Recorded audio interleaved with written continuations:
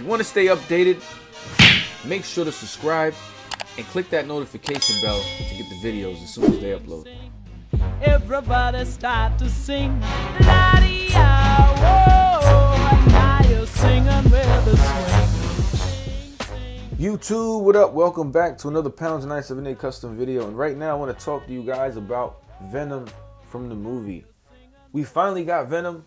Well, I finally got a hold of one. This is not mine, by the way. I just want to throw that out there. This belongs to him. So you already know what's going to happen to this one, but he sent it to me. I told him I wasn't going to review it, so he didn't send me the other head, but I figured I might as well review it before I change it into the comic Venom.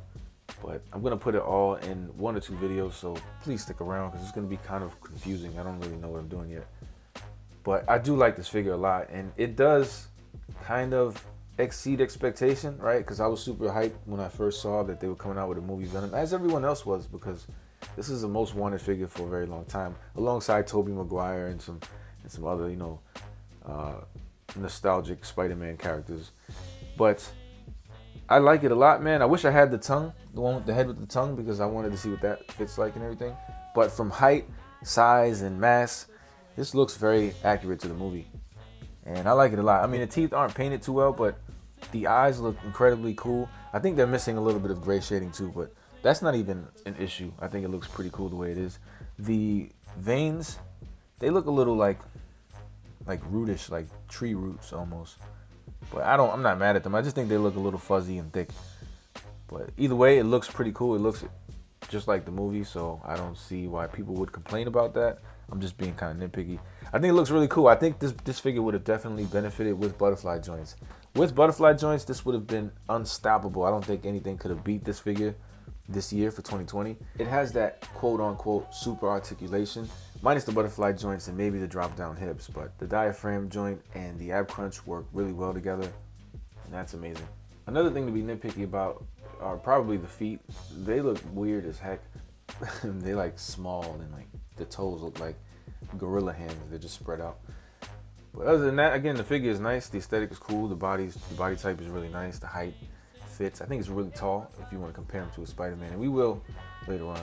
But the all-around build and detail on this figure are pretty nice. You can see the body has like textured vein and symbiote texture on it. The head is very smooth in comparison, which is an odd choice because you figure they'd kind of make it match.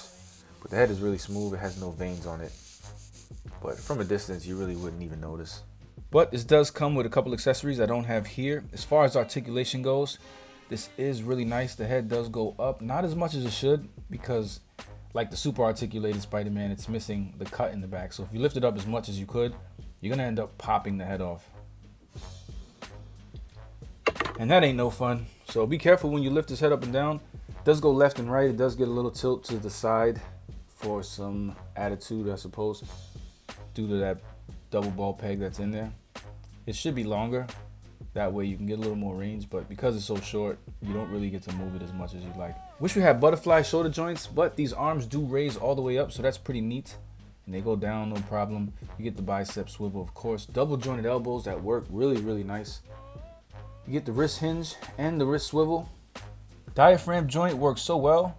You get a lot of range from side to side to front to back. This actually works a lot better than the super articulated Spider-Man, so I'm very impressed.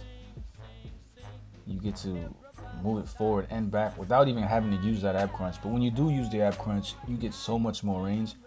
And that is so great, I guess, for a Venom character, because even though he is big and bulky, he does have the same flexibility as Spider-Man. So I expect Venom to be moving as much and the same as Spider-Man does. So there's no exception. I like it. This looks great. This feels great in my hand. Double jointed knees. It doesn't have the drop down hips, but that's okay. So without the drop down hips and without the butterfly joints, this is pretty much the super articulated body.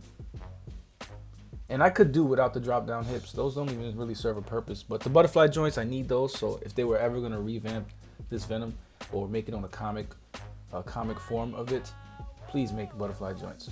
Oh, Venom alongside the most recent Venom we got was once a Build-A-Figure, now is its own deluxe single carded figure, I guess. And I'm happy that Hasbro is doing that with Build-A-Figures. To be honest, this Venom that they gave us now could have been a Build-A-Figure, so I'm really happy that it isn't. And to mention the Build-A-Figure, it's Venom Pool. Like, that looks amazing. Venom Pool looks great, so I can't wait to get my hands on that Venom Wave. I still have it. This isn't mine, by the way. This is Articulation Prime's. In case you didn't hear me say that earlier, so, yep. But he looks good with the Homecoming. I think the size comparison is a little off, but then again, it might be accurate because Tom Holland is supposed to be young. Overall, the movie Venom is a nice figure, and I will say that I do recommend it. If you do see this in the wild, pick one up, or if you do have an urge to buy one, get one offline, like wherever you normally shop.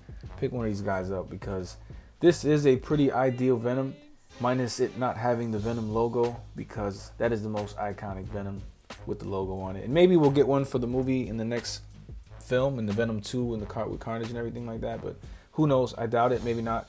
It has to have Spider-Man in order to have that logo, and I get it.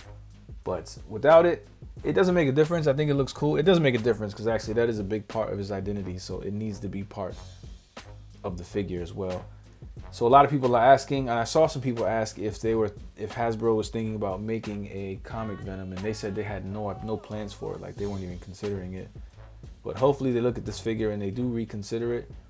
You don't really need to do much. Just take the white off and repaint the logo and give us maybe some comic heads, and I think we'll be okay. And I can show you guys exactly what I mean. All you would have to do is paint a white logo. It doesn't need to be sculpted. Just remove the white veins and give us a new comic head. I didn't even think about putting the Venom comic head on this, so pardon me for that. But again, you will see this on Articulation Prime's video. You should see that first because this isn't going to come out. This isn't scheduled to come out until after his review, so you should see that one first. I'm sure he put his head on.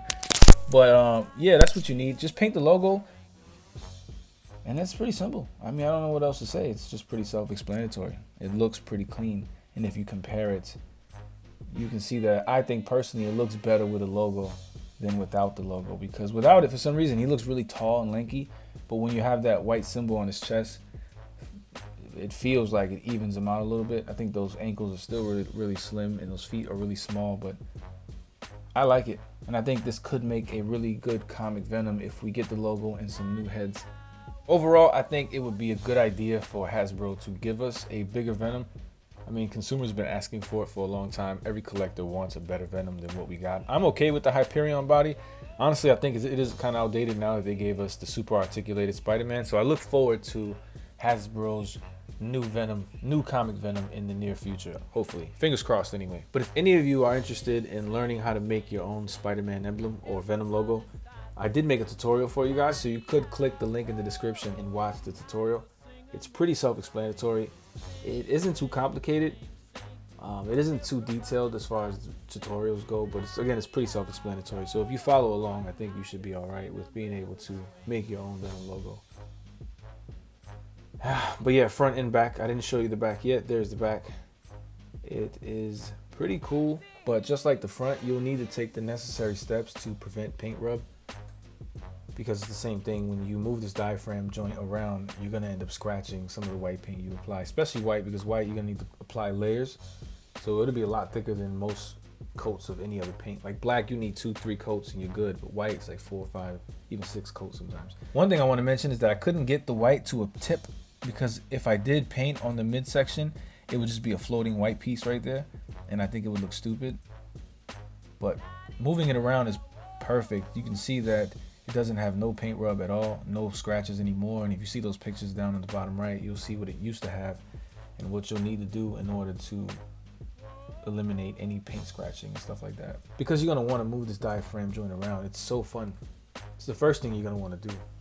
Model Masters acrylic, gloss white, and semi-gloss black for a perfect match. It's like so perfect. Well, the gloss white, you can do anything with the white, but if you want to match the black, the factory black, it's semi-gloss. Did the hands as well, because Charlemagne sent me the hands. But this is a fun figure to play with and pose around and just flex around in your hands. And you'll see I'll do this for a couple minutes, but I'm going to cut this out because I don't want you to see just nonsense and me just talking all randomly. But this is a fun figure, and I do recommend it. I know I said it earlier in the review, but it looks so good with this logo. I should have put a different head on it. If you guys don't know, I do my audio after I do my videos, so that's the reason why there's no head on it and why I'm talking about it and not doing it. So Whatever. But I can't stress enough that if you do want to make this logo, you have to sand in that diaphragm crunch. Watch the tutorial, please watch the tutorial. Some Venom on Spidey action. And by the looks of it, it does look like Venom's a lot taller than he probably should be. And I know he's a shapeshifter, so he can go from small to big to wide to thin. But I don't know. I think personally, he's a little too big to fit with the Tom Holland Spider-Man. That's just what I think. I don't know. Maybe you guys may disagree, and I understand. It's pretty close to the Venom we want, so you guys may just accept it and say, that's the perfect Venom. And I don't blame you, but in all fairness, I think it's a little too big in comparison to the Tom Holland Spider-Man. Like, here he is side by side with Monster Venom. Monster Venom is supposed to be Venom at his biggest form, and you can see that he's shorter than the new Venom we got recently. He's a lot wider, and that's cool and everything, but he's shorter than this regular Venom who's supposed to be like 6'1" maybe. So I don't know. I think he's just a little too tall personally. I think he looks good side by side, of course, but I'm not gonna complain. I still say I'd recommend them. I'd recommend you to go pick him up. I wish I had the Venom Select still, because I would assume that he's almost the exact same size as the Venom Select, because he looks like a Venom Select. And the Venom and the Selects are a lot bigger than, or a little bigger than, the Marvel Legends, so they're not in scale technically. And if you compare the Spider-Man we have, and this is just a generic body, don't worry if he's 2020, but if you compare Spider-Man, a comic Spider-Man, which is even bigger than the movie Tom Holland Spider-Man, he still doesn't really level up with Venom. Am I wrong? I mean, am I wrong? Do I not know Venom and Spider-Man? Is Venom supposed to be this tall in comparison to Spider-Man? I know sometimes I don't know. You guys let me know if I'm wrong. But that's it. I don't know what else to say about this. Let me know in the comment section down below. What do you think about the Venom from the movie figure and the custom with the logo on it? Which would you prefer? I mean, they both cool, right? You want to have one of each. But anyway, let me know in the comment section down below. What do you think of both of them? And give me a thumbs up, because that helps my video and helps you guys find the video whenever it's uploaded. Feel free to subscribe for more content and click that notification bell to get the content as soon as it uploads.